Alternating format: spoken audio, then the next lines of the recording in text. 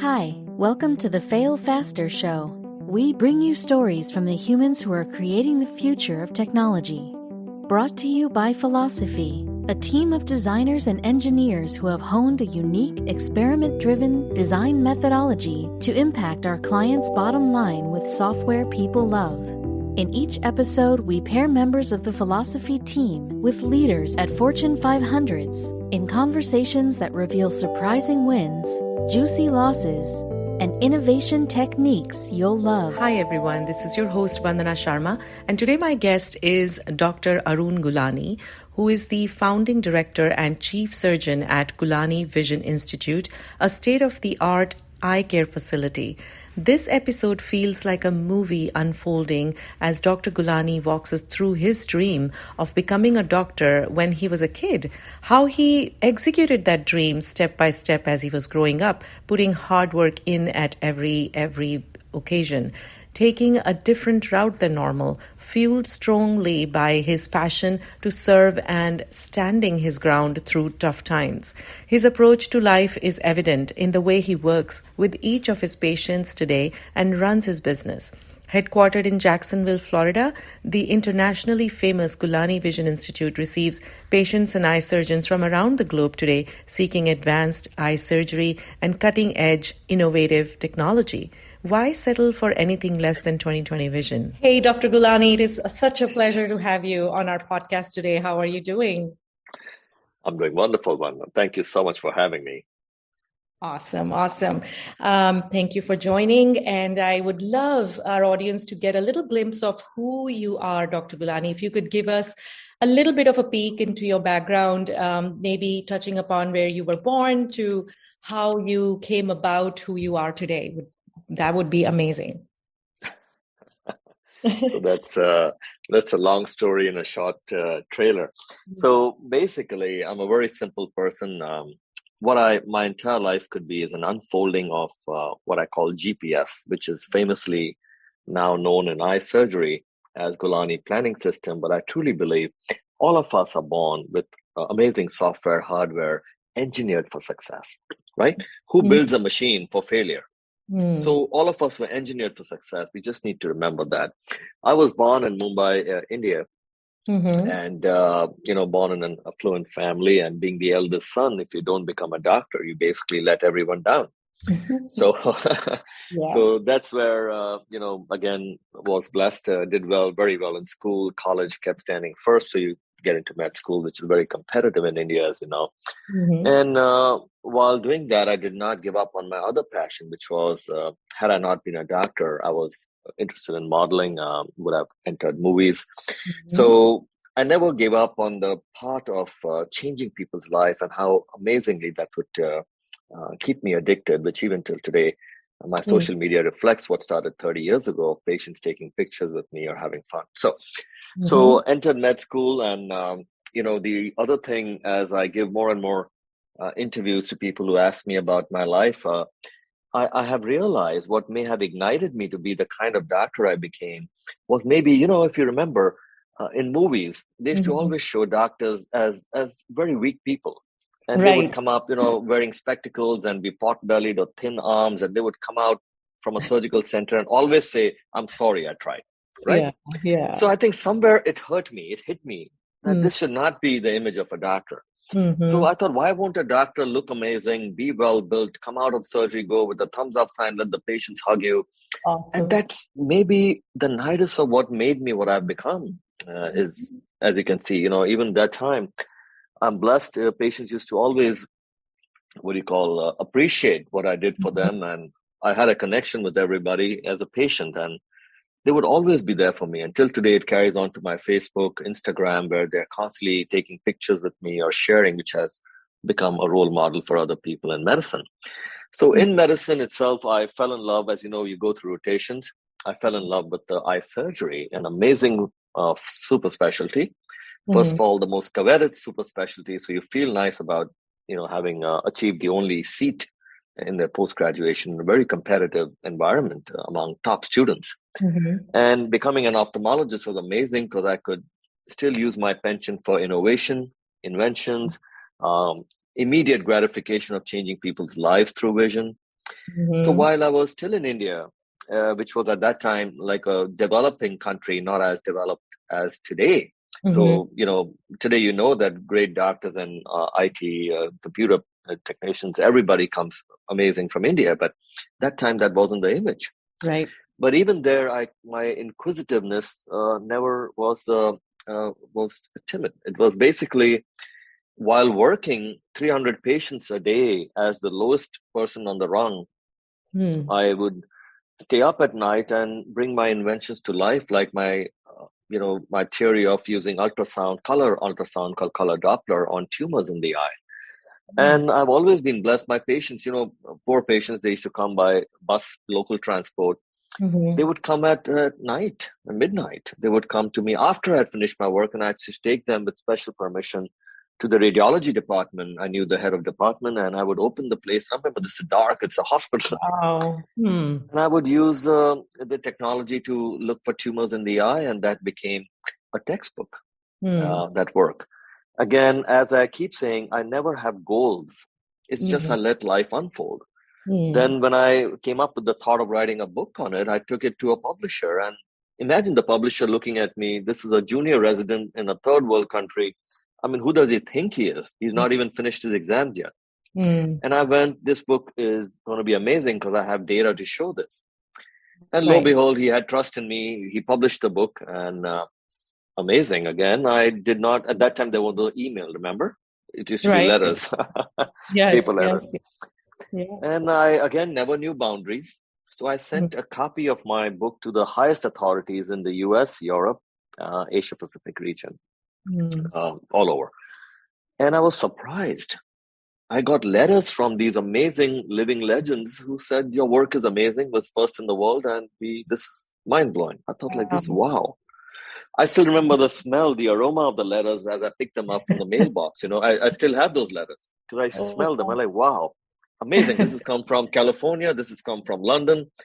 And these were top doctors who said this is the first time anyone's done this work. So that was maybe, as I talk about life, and a shot in the arm that, yes, if you're good, you will get recognition. And now it was fascinating. I've written a book as a resident who hasn't even finished his postgraduate exam yet. So did all that. Then by that time, I was falling in love with refractive surgery, which is a super specialty of eye surgery where you make people see without glasses. Now, remember at that time, in the 1990s, operating was only left for disease. No one operated on normal eyes. Right. But to me, people wearing glasses, it's not normal eyes. Glasses are not accessories. They are crutches. So I had such a strong feeling against glasses. I said, I'm going to work on this field. So I used to keep reading journals while my colleagues would read textbooks and, underline them 5 times for an exam. I would be found in the journal section reading American Journal of Ophthalmology. And I used to love that feeling of refractive surgery. So I applied to the US, did the exams. And at that time, incidentally, one of the professors had visited me. They had come from Boston, and they were very impressed with the work. And when I wrote the book, she invited me to come up to Harvard and in Boston and see if I could train some more. I went there too, and when I came to the US, and I did not find that place appealing. I mean, now imagine again a junior resident from a third world country saying that this work is not appealing, being done at Harvard. And I said refractive surgery is the future, but there was no such specialty. So I studied refractive surgery with the pioneers from all over the world who were like-minded, who were developing this branch. And then amazing things happened. I designed instruments for LASIK when LASIK had just started in the world, and most surgeons in the US, it still wasn't FDA approved.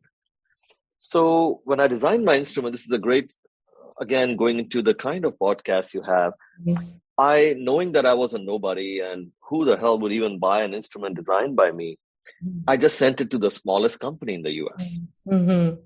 Within 24 hours, I got a letter of rejection. They said, nobody needs this instrument and it's not intelligent at all. I could have pretty much buried myself, but instead I said, you know what? Okay, I believe in it. So I sent it to the biggest company in the US, Storz Ophthalmic, which is part of Bausch & Lomb, as you know, one of the most prestigious. Yeah. And I thought, what the hell, no one will respond anyways. It's okay. And lo and behold, not only do they make my instrument, they put my name on it. They call it the Gulani LASIK set. Wow. Then they publish it in their magazine publication with my photograph in it. And I am blown away. I'm like, wow. And this is what year? This is 1996. Wow. So a total nobody. And now my picture is all over and the instrument is named after me. I'm like, now, even if I die, it's okay. I'm done. Right? No, we want you back. We don't want you to go so quickly.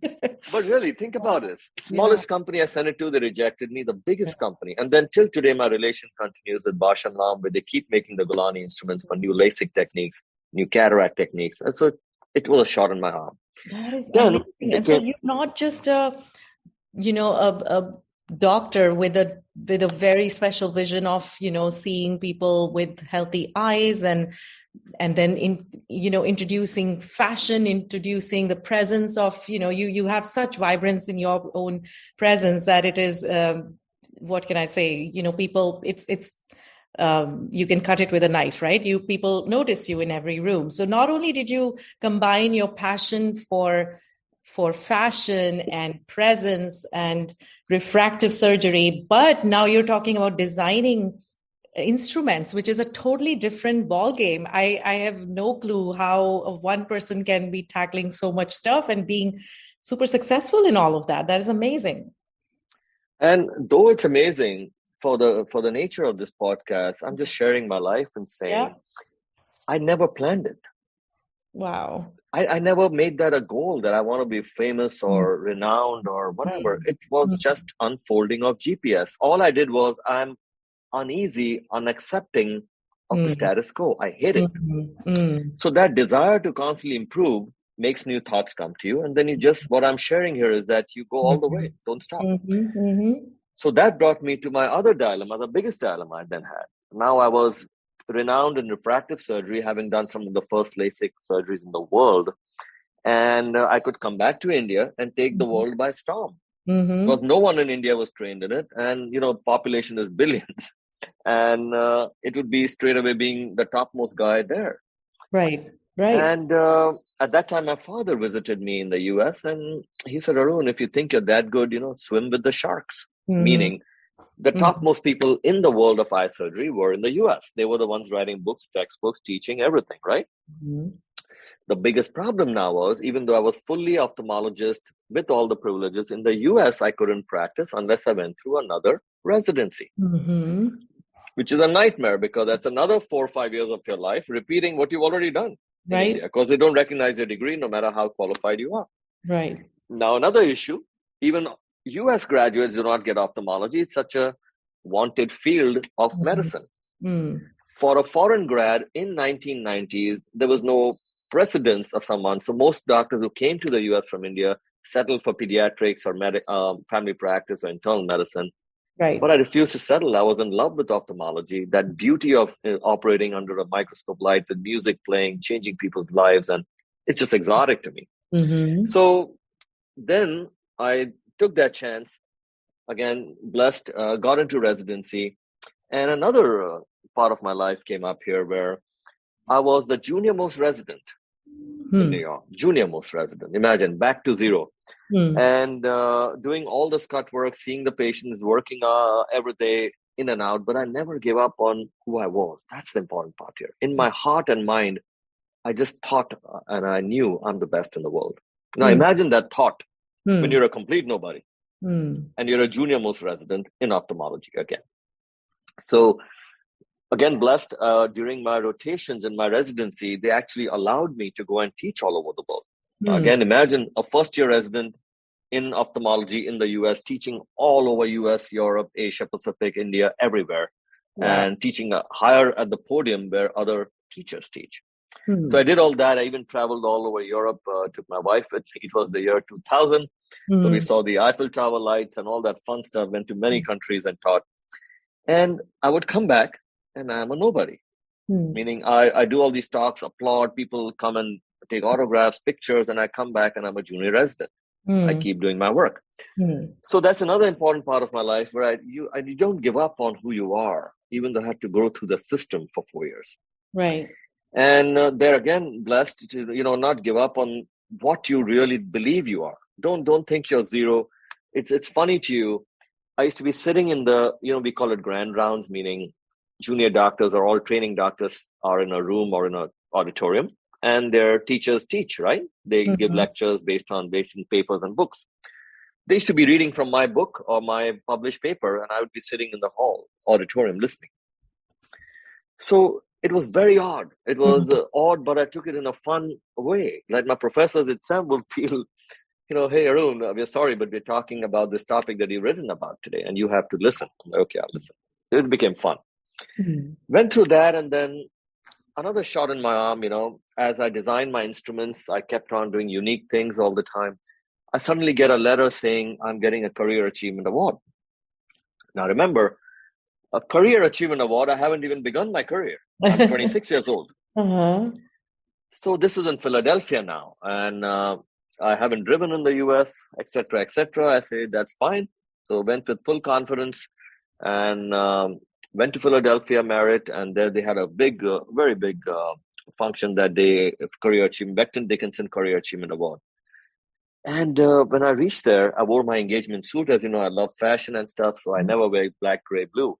And while I was sitting on my table, seated with that reserved sign of all the awardees, around my table, as I saw, everybody was 60 or 70 years old. Wow. And you're 26.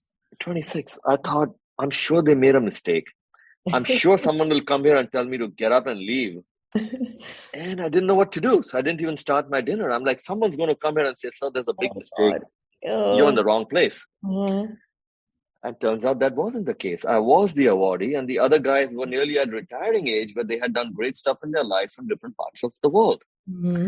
And so that award, again, was shot in the arm that if you are good, people do recognize you. So then as I was teaching at the American Academy in the US, again, while I'm a resident, it was amazing that doctors who I had looked up to while I was in India, like people who were considered the giants of ophthalmology, I was put on the podium with them. Wow. So I'm sitting next to them. I feel like, oh my God, can I touch this person? And that person is going on and talking to me. It's amazing because that person actually would talk to me in first name basis. Hey, Arun, call me Rich or call me, Brad. I'm like, wow, this is amazing.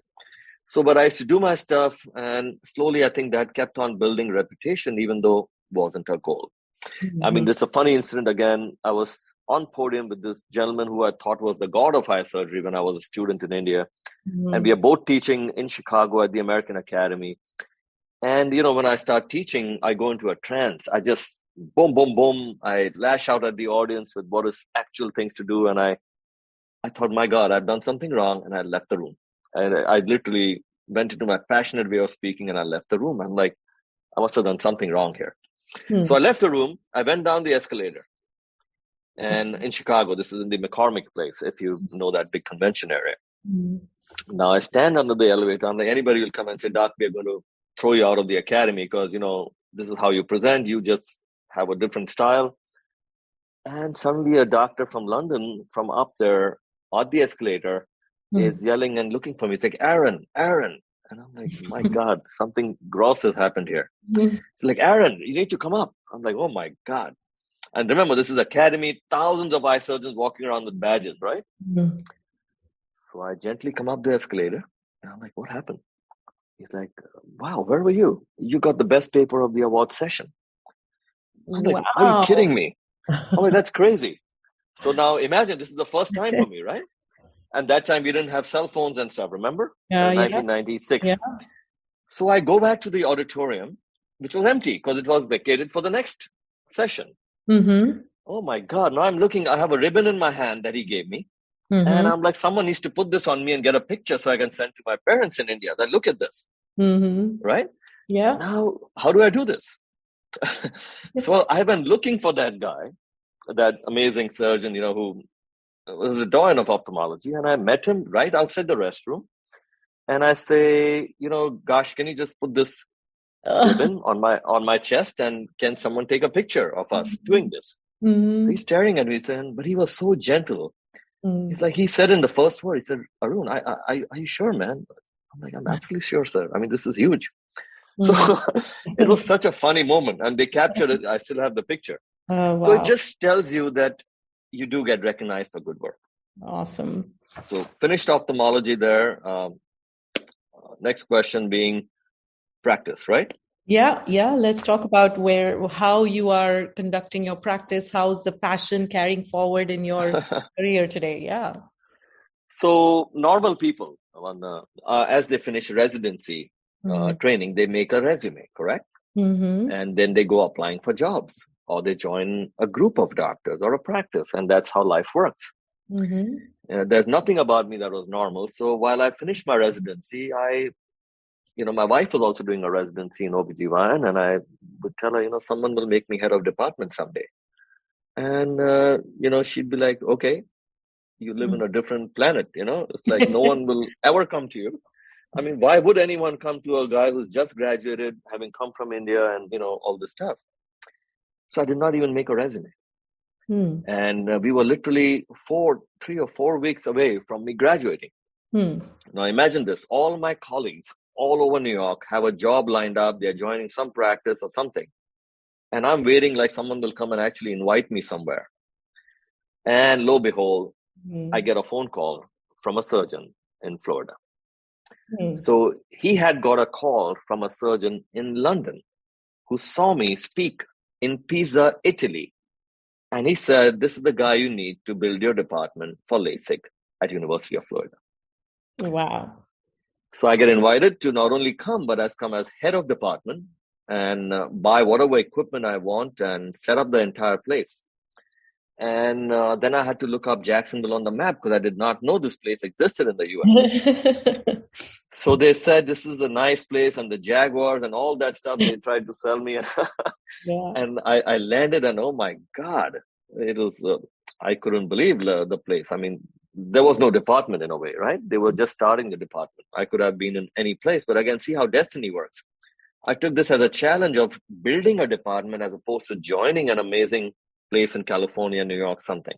And came there, started the department, brought in patients flying from all over the world. But again, the philosophy didn't match. I wanted to create a boutique atmosphere for patients where you love them, care for them, perform.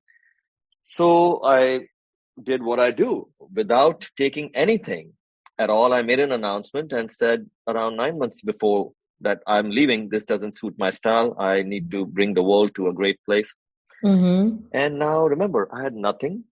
I don't schmooze with people. I don't take doctors out to lunch. I do not advertise. No one knew me in town. And I wanted to start a practice.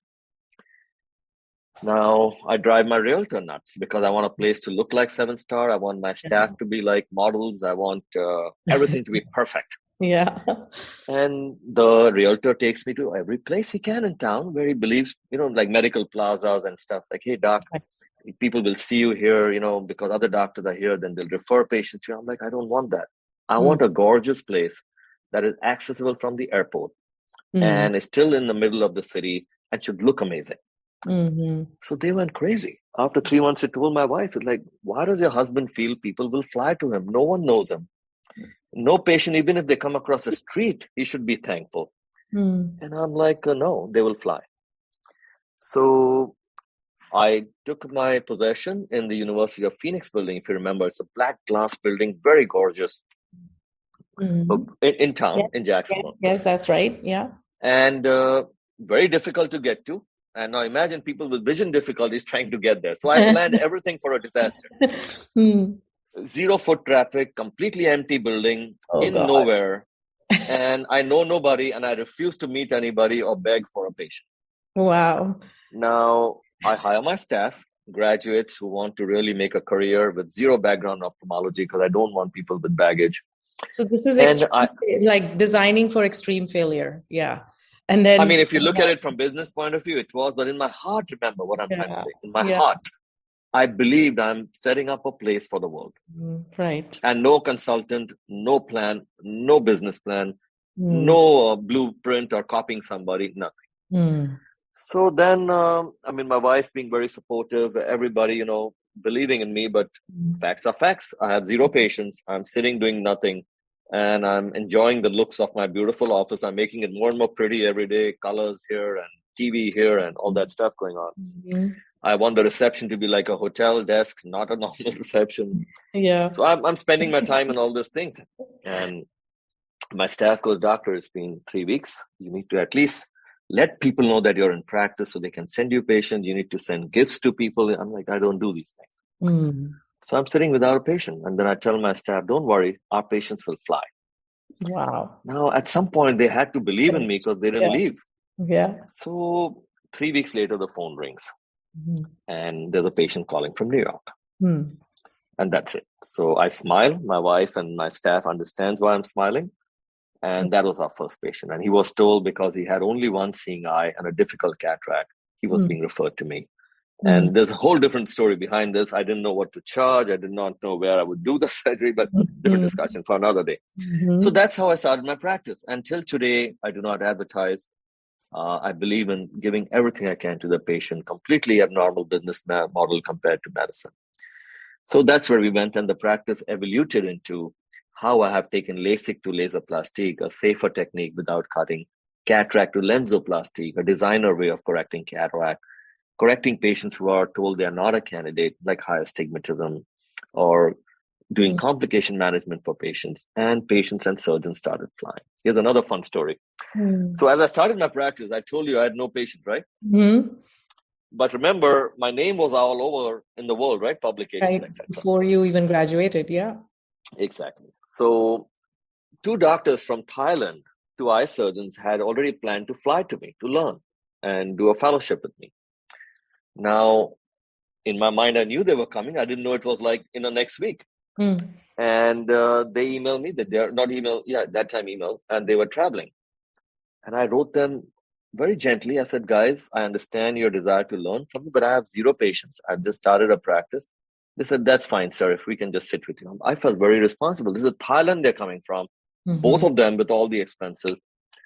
So believe me, when I used to sit in subway. Okay. Wow. And on the paper napkins, I would draw for them the surgical concepts and plans. Okay. These 2, and without patients. These 2 doctors today are the head of department, Chiang Mai University, Thailand. So again, don't lose confidence in yourself. You be you, while the external around me was just crazy, nothing going on. So this is the non-business approach I took to medicine, which has held its ground today. And how this takes you now to the next question you had was, why Jacksonville? Yeah, or even, I mean, before that, I would love to see how you are, like, where is because you're innovating totally, you're iterating as your life, as you're going one step to the next step to the next step, which is how designers think, which is how today the software world thinks, right? So you're like basically doing that in the 90s. You have been doing that since you were in residency, which just probably came very natural to you. So how are you utilizing now technology in your business today, and to, bring the state of the art service to your clients? Can you touch upon that a little bit? Certainly. So technology is a very important part of our profession in ophthalmology, especially in refractive surgery, to help people see without glasses. So that's constantly being innovated by industry. Again, I'm blessed that they come to me to use the first technologies. We have some of the first in the world here, which I bring to Jacksonville. But more important, my own unsatiable desire to innovate and do things better. So I keep on taking it to the next level. Right. And patients, who are told you're not a candidate for LASIK. For example, they have high astigmatism, thin cornea, night vision issues, or reading glasses. All of them can be fixed. People are still doing LASIK, which is cutting and chopping the flap. We are doing it with laser plastic, no cuts, very safe, so people can get even beyond 20 vision. Cataract, the most common surgery ever done. We've been doing it with artificial intelligence. Now, there's another story to this. When the hurricanes, Irma and Matthew, right? When they came, both the hurricanes hit our house on the beach, both of them. back to back. As you know, they were back to back hurricanes. Yeah. Devastated us completely on my personal side. Now, amazing. Anybody could have buckled under that pressure of so many things that went off, right from fixing the place to at a national level, by the way, because this was damage to the dunes and the beaches, everything. Right. And at that time, incidentally, I got an offer, perhaps the biggest offer in history financially, to join a company to move to Malibu and only be a surgeon to the movie stars, only celebrities. Oh, wow. Now, imagine my situation. So much damage to my house. I'm in a difficult situation and I get an offer nobody has ever got, possibly in medicine. And that's when I looked up, instead of saying, why me all the time, I looked up to the skies and I said, try me. So what I did is I put everything I had and built in Jacksonville the world's first and only cataract surgery spa. So that was my way of showing that I'm going to dig my heels where I am and prove this success instead of running away at my weakest moment. So we built the world's first cataract surgical spa, which today patients fly for, where we do not use injections, needles, stitches, patches, just music. You're having your cataract surgery with numbing drops and you walk out fully dressed. You're done. Wow. So that's the approach I took. Destination to do a spa. And the thought behind, like just what you said in the beginning of the episode, why does it have to be a sad story? Just like in the movies, you're like completely changing the whole idea of a surgery by making it into like an experience of a spa and a great location like Jacksonville, where people actually come to vacation and they can get treated and continue the vacation or feel like they are on vacation while they're getting treated. Certainly. And again, the lesson, because your podcast is oriented to entrepreneurs, the lesson is here important is this wasn't my goal. Yeah. I was pleasantly surprised when the mayor of Jacksonville, Mr. Lenny Curry, sent me in writing that I have caused medical tourism in Jacksonville. So imagine me, a single doctor. Now the hospital causing medical tourism is like a Mayo Clinic, which we have here. Right. But that's it's a tremendously big organization that is advertising, has people as ambassadors elsewhere, bringing patients in. And here you have a doctor who refuses to advertise as single and making the world fly. So that's also a story for entrepreneurs. Believe in your work, they'll come to you. So that happened to itself. Jacksonville has now become that. In fact, we were recently in the news in the COVID times when people, medical practices have been hurting or patients have not been coming, even locally. I think we were informed that we probably broke a world record with the number of patients who came from so many countries and states in COVID times for non-emergent surgeries. So again, how did that happen? Really, that wasn't a goal. It was just doing the good work. And now that has made me a consultant to other medical practices of how to practice safely in COVID times. I mean, that wasn't my goal. Yeah. Now they want to know, how did you do it so safely for people flying to you and conducted it successfully through the COVID 2 years? So you see how life unfolds. And then, of course, there's no plan. There's no goal. So I don't like people constantly sharing these mediocre teachings of keep a goal. Goal causes stress. Goals cause stress, whether it's a weight loss goal, financial goal. Now you have to constantly move in that direction. Second, people who talk about being in balance. Completely wrong. Again, this is just me talking. I like it to be imbalanced because only imbalance gives propulsion forward. Balance is a straight line on EKG, meaning someone died. It's over. Correct? Right. So passion should not wait till 5 o'clock. People say, I work hard, I play hard. I mean, that's nonsense. Why do you call it work? You're not born. Nobody was born to work. Am I right? Right. Imagine a little baby just being born, you celebrate it, and then you say, from now on, you will work 9 to 5 for 60 years. Right. It's like, oh my God, can I go back again? Right? Does that make sense? Right. It's so simple. So that's why I always blend both my passions, fashion and vision. So I do not wear a white coat because everybody wears it. I absolutely love colors. I love how to design. Again, it's a part of being not happy with the status quo. Why do men wear gray, black, and blue suits? Right. Why can't they wear color? Why do women wear same stuff and not have it color and design to them, which makes them exotic? Right. So that started my fashion line, Gulani Fashions. And my tagline is very important. Tagline is for those who have arrived. Oh, wow. So just I love so you see, everything is against business. It Yeah. doesn't make it welcome for you, right? For those who have arrived, it's like, oh my God, can I even enter this store? So, but in another way, if you have that suit, it means you have arrived. Similarly, my eye surgery. While doctors are begging with insurance companies and they are doing discounts and trying to pull patients in, wrong. Just do good work. They will come. So you have to blend your passion. Don't wait till 5 o'clock. So you wear your suit, which is what I do every day. Wear your suit, wear them different colors. In fact, I've designed surgical instruments are different colors. Every surgery has the same boring gray instruments you've seen on TV, right? Gray. Yeah. Stainless steel. I have fuchsia, apple green. It's blue, it's golden. And why not? If I operate on somebody who's from the military, my entire surgical suite, the lighting is green, my scrubs are green, my surgical scrubs are green, my instruments are green, everything is matched. If I'm working on someone in October, breast cancer awareness month, I'm everything fuchsia. Pink. Love that. And why can't it be? It's simple. I love how you're so out of the box, Dr. Gulani. Love that. And what do your patients talk about? Like, we just have a few more minutes to wrap it up. I would love to hear a little bit, like this experience that you're creating, this wholesome 360-degree care, like a very different way of thinking. What do they say and what do they love about you and coming back to you? So the biggest thing in our practice, I don't know any of the doctor who's done something so risky.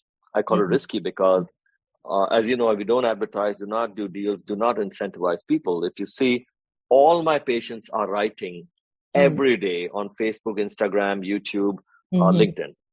So every day, in fact, marketing companies have come to our institute and fallen on their knees because they're looking for a marketing team. We have nobody. My patients, once they go through the system, the experience, of course, this is also important. I'll take a break here and say this. Your work has to be amazing. You can't just be a nice person. Yeah. I'd say this all the time. You can't dress garbage. The inside has to be mind-blowing. So the work is intense for me because my patients only come because of the results I produce, which is intense. I'm constantly planning for them, performing. I'm very proud. I know 50,000 patients of mine by name. If you name a patient, I'll tell you which country, their entire family story. So this is a real thing. You don't need a Post-it for that. So patients respond like every human does, right? You give them love, compassion, and performance. They want to talk about you. Yeah. And that's how the practice grows. I mean, it's so simple. Medicine, that's why when I do these talks, doctors get this talk from, CEOs and business people. They call it business of medicine. You know what I call it? The medicine of business. Simple. Yeah. Just do what you would like to be done to you.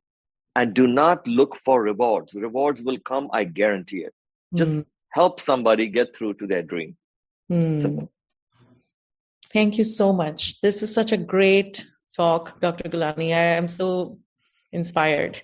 Where can people find you? If you can touch upon that and know about your work and what's coming up in 2022. If you want to touch upon that, please do. Certainly, you can find me anywhere. Our website is gulanivision.com, Gulani, gulanivision.com. We are all over LinkedIn. Again, no marketing. It's just my patients writing. More than welcome to see what I do. My desire is, as I said, I don't want anybody on this planet to wear glasses. It is completely wrong. I mean, think about this. Just looks and beauty is $1 billion business. How come people then wear this piece of plastic on their nose and walk out proud? Isn't that amazing? So, and all these things that doctors have created because they have become cookie cutter surgeons. They know how to make a burger and a hot dog. So that's all you get offered. And if you can't eat any of them, then you're not a candidate. That's wrong.